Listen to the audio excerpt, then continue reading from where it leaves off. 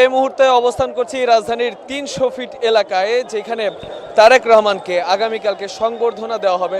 ঠিক সেই মঞ্চের উল্টো পাশে আমি এই এলাকার চিত্রটার কথা আগে আপনাকে বলতে চাই যে আমরা যখন এখানে এসেছি, আসার সময় কিন্তু বেশ বেগ পেতে হয়েছে। আসতে সার্ভিস লেন দিয়ে হাঁটার পরে এখানে আসা সম্ভব হয়েছে আমাদের জন্য, এবং গাড়ি চলাচল যেগুলো আছে একদম কুড়িল থেকে কিন্তু মানুষের ভিড়ে, আসলে এখনই যে পরিমাণ মানুষের ভিড়, গাড়ি চলাচল কিন্তু আস্তে আস্তে ধীর গতি হচ্ছে এবং যানজট বাড়ছে। আমি একটু দেখাতে চাই এই জায়গাটা। প্রচুর পরিমাণে নেতাকর্মী কিন্তু এখানে এসেছেন ঢাকার আশেপাশ থেকে এবং দেশের বিভিন্ন এলাকায় থেকে, এবং তাদের হাতে রয়েছে জাতীয় পতাকা, দলীয় পতাকা, এবং মুখে নানা স্লোগান দিয়ে তারা কিন্তু এখানে উপস্থিত হয়েছেন। এবং তারা বলছেন তাদের যে নেতা বিএনপির ভারপ্রাপ্ত চেয়ারম্যান তারেক রহমান, তিনি অর্ধযুগ পর, প্রায় 18 বছর পর স্বদেশ প্রত্যাবর্তন করছেন, এবং সেই স্বদেশ প্রত্যাবর্তনে তারা অংশ নিয়েছেন। ইতিহাসের সাক্ষী হয়ে থাকার জন্য তারা কিন্তু সেই স্বদেশ প্রত্যাবর্তনে উপস্থিত হয়েছেন। এবং তারা বলছেন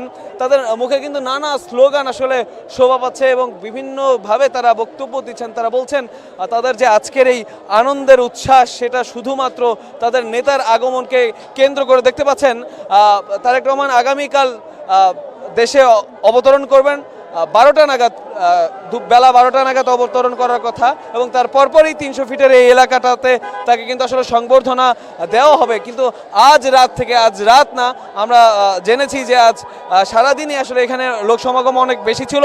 এই পর্যায়ে যে 300 ফিট এলাকার লোক সমাগম আপনি নিশ্চয়ই দেখতে পাচ্ছেন। আসলে এখানে কিন্তু আইন শৃঙ্খলা রক্ষাকারী বাহিনী যারা আছেন, তারা কিন্তু আসলে লোক সমাগম আসলে সুশৃঙ্খল করতে আসলে তারা কিন্তু কাজ করে যাচ্ছেন। এবং এখানে অনেকের সাথে আমাদের কথা হয়েছে, কয়েকজন বিশ্লেষক তারা বলেছেন আজকেই যে পরিমাণে মানুষের ভিড় রয়েছে, আগামীকালকে যদি আইন শৃঙ্খলা বাহিনী তাদের দায়িত্ব আরও শক্ত অবস্থানে থেকে পালন না করেন, তাহলে কিন্তু আসলে এত লোক সমাগম আসলে সামাল দেওয়া তাদের জন্য কষ্টকর হয়ে যাবে। আমরা দেখেছি বিভিন্নজন বিভিন্নভাবে এসেছে, অনেকে নিজের হাতে আসলে ধানের তোড়া, ধানের শীষ আসলে বহন করে এসেছেন, অনেকে ধানের পোশাক পরে এসেছেন, অনেকে শুধুমাত্র এই দিকটা না, আসলে আমাদের হাতের ডান দিকেও কিন্তু প্রচুর পরিমাণে লোক সমাগম রয়েছে।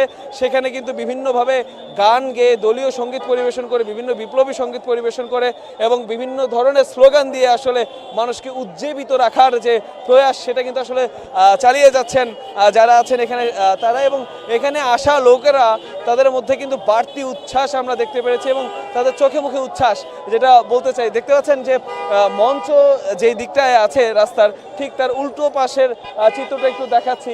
সেখানে কিন্তু আসলে দলীয় নেতাকর্মী তারা আসছেন এবং পরিদর্শন করছেন, কথা বলছেন, উচ্ছ্বাস প্রকাশ করছেন এবং অধীর আগ্রহে তারা অপেক্ষা করছেন। এবং আমাদের অনেকের সাথে কথা হয়েছে, তারা যেটা বলেছেন আজকে রাত তারা অনেকেই এখানে অবস্থান করবেন, কারণ আগামীকালকে যে লোক সমাগম হওয়ার সম্ভাবনা রয়েছে, সেই কারণে আসলে তাদের নেতাকে স্বচক্ষে সামনাসামনি দেখার যে একটা প্রয়াস তাদের বা ইচ্ছা, সেই ইচ্ছাটা আসলে ঠিক নাও থাকতে পারে, সেই সুযোগটা তারা নাও পেতে পারেন। এর জন্য আজ রাত থেকেই আসলে তারা এখানে অবস্থান করবেন এবং অবস্থান করে আগামীকালকে তাদের নেতাকে তারা স্বচক্ষে দেখার যে প্রশান্তি, সেই প্রশান্তিটা আসলে গ্রহণ করতে চান। এবং শুধুমাত্র মঞ্চের এইদিকে না, সারা পুরো এলাকাটা জুড়ে কিন্তু বড় LED স্ক্রিন লাগানো হয়েছে। সেখানে কিন্তু আসলে তারেক রহমান, তাকে যে সংবর্ধনা অনুষ্ঠান করা হবে, তার সেই সংবর্ধনা অনুষ্ঠানের সর্বশেষ পরিস্থিতি এবং সকল কিছু কিন্তু সেখানে দেখা যাবে। পুনম, এই ছিল এখনকার মতো আমার কাছে 300 ফিট থেকে সব শেষ।